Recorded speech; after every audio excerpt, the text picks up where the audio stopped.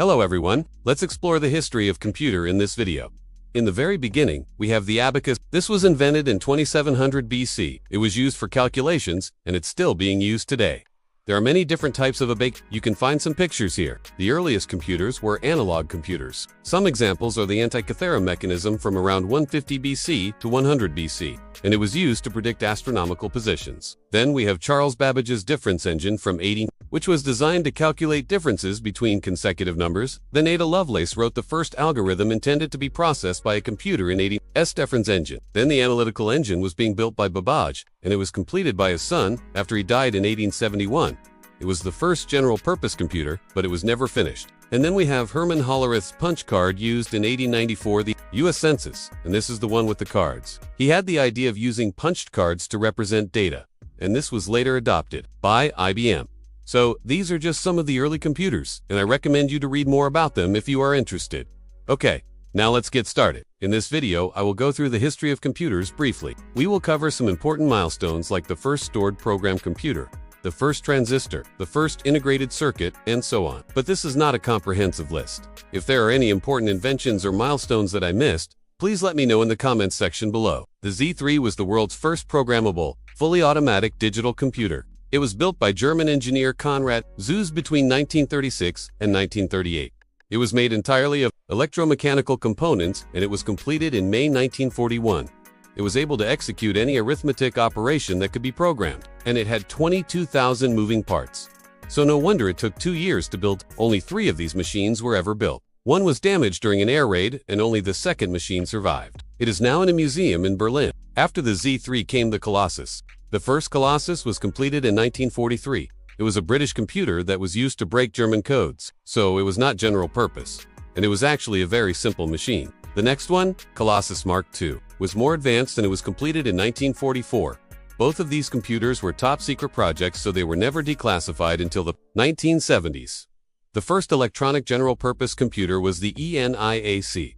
It was built in the USA between 1943 and 1945, and it was completed in 1946. It was huge, and it consumed a lot of electricity. It had almost 18,000 vacuum tubes, and it weighed over 30 tons. The ENIAC stands for Electronic Numerical Integrator and Computer. The name was suggested by John Mauchly, who was one of the people that built it. The other guy was They called it ENIAC because they thought that it was going to be used for making calculations for ballistics. But it was actually used for many different things, and it paved the way for future computers. It was programmed by manually setting switches and plugging cables into the proper jacks. It didn't have a keyboard, and it didn't have a screen. The outputs were printed on paper tape and the results were displayed on Nixie tubes. Nixie tubes were invented in the USSR in 1919, but they were not used much until the 1940s, when computers became bigger and better. An example of a Nixie clock can be seen here. The next thing I want to talk about is the Manchester Baby. It was completed in 1948. And it was the first stored program computer in the world. This means that the program and the data were both stored in the computer's memory. Before this, the program was separate from the data, and it was loaded into the computer separately. This sounds simple, but it was actually a big deal. It's hard to explain why. Just think about it. Today, we can store text, pictures, videos, and programs on our phones and tablets. And all these devices are portable. Well, that would not have been possible without the stored program concept. The original idea for this computer came from mathematician Alan Turing while he was working at the National Physical Laboratory in the UK, and the team that actually built the computer consisted of 6 scientists and engineers. This picture shows them with their creation. The first commercial computer was the Remington Rand Univac 1.